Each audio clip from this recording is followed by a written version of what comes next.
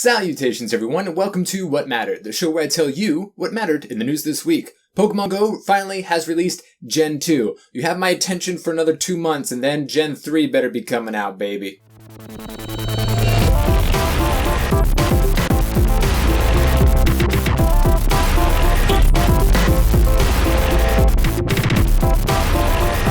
Pokemon Go, which had been struggling with maintaining relevancy, is back in the limelight because the New Year's and the Valentine's event really didn't do it for us, and we've all been waiting on Gen 2 because we've pretty much captured them all, the Pokemons, and you gotta catch them all, but once you catch them all, what do? You catch more. That's the Pokemon way, and Gen 2 is finally out, and not just, with those eggs. I don't know why they messed with that nonsense, because it's just going to make people angry. It's all RNG based, blah, blah, blah, blah, blah.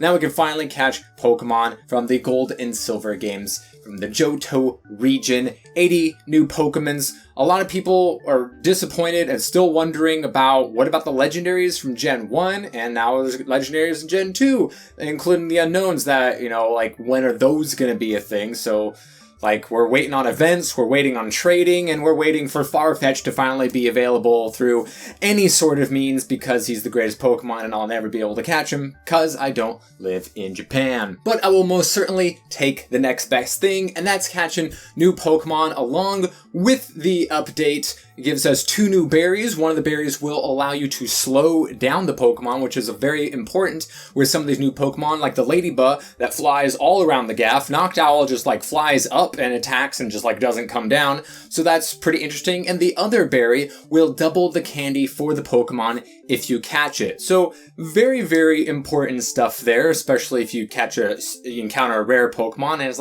I need as much candy as possible to, upgrade or evolve that thing, which is really nice.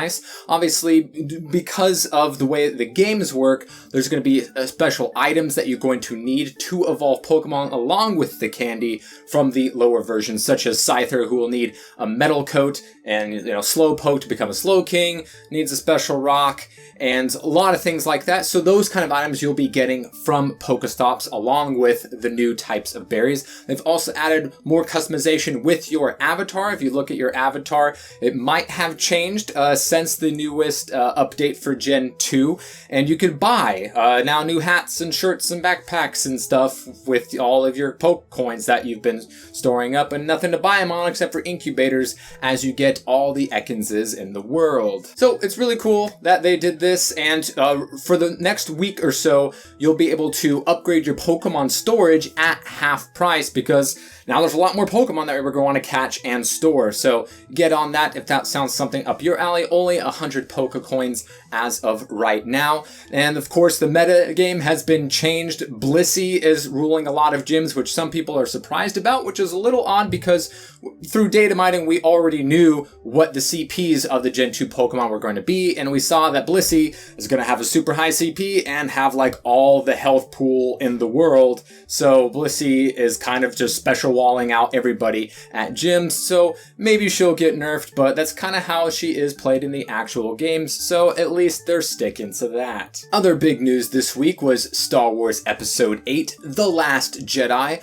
We got to see what the toy box art for these lines of toys is going to look like with this new artwork, including Finn, Poe. All right, cool, awesome, great to see that they're still going to be stars of the movie.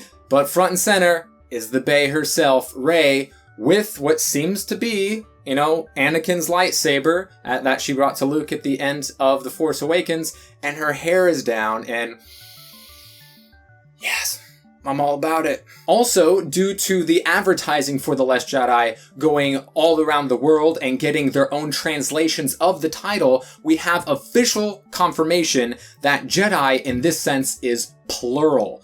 Because Jedi is the same word for singular and plural in English, there was some, debates whether it was talking about one singular Jedi or the last Jedi being possibly Rey and Luke once Rey gets trained by the aforementioned Luke Skywalker, who, for all we know, is the last trained Jedi in the galaxy. At least in this one, who knows what happens, in the past. They might expand upon that past the Rebels and the comics and the books that are out there right now. But due to translations that, of the title overseas, we have learned it is absolutely plural. So more than one Jedi. The Nintendo Switch is just a couple of sweet weeks away along with Zelda Breath of the Wild, but Nintendo already has some news for us that will be coming out in late March, and that's a Splatoon test fire, although it's going to be happening on a Friday, Saturday, and Sunday, but only 1 hour at a time during a few different intervals during those days, which is a really weird way to do it. Obviously, they want to have everybody in the world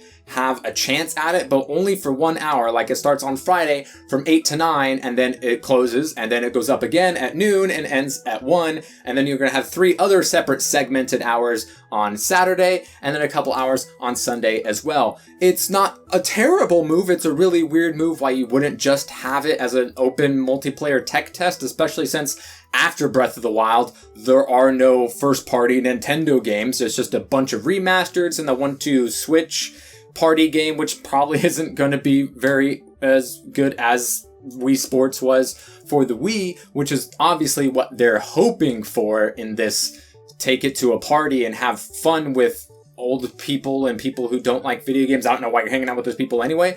But Splatoon, there's kind of a lot riding on that, because say you didn't want to get Mario Kart 8 with just some additional content, and you either didn't want to get Zelda because you don't like Zelda, or Zelda was the only game that you got, and we're just going to be kind of in a lull.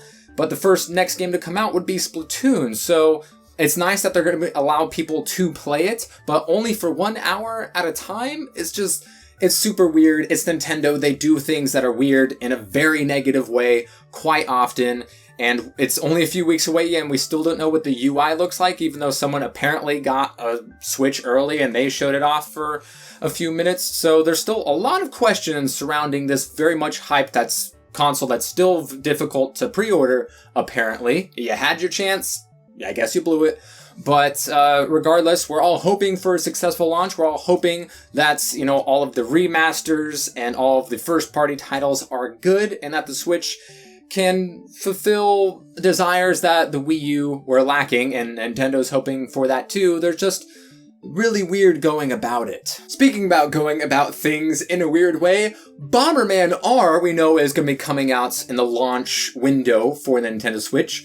But a new Bomberman arcade game, Bombergirl, is coming out in Japan, and everyone's an anime waifu. And it's interesting way to go about it in the best way possible, because getting people interested in Bomberman is a very difficult thing to do in the first place, and also revitalizing an already well-known franchise. Granted, this is only an arcade cabinet, but it's getting a lot of talk and a lot of hype, so I wouldn't be surprised if Pokken style it got some console port lovin', hopefully on the Switch, in awesome graphics and have multiplayer stuff like that, because guess what? Anime girls sell. I'm sure Japan is well aware of this, and that's why they decided to go this direction, and why you may think it's weird, or perverted, or just not Bomberman. It's still Bomberman, and it's getting attention, and people excited.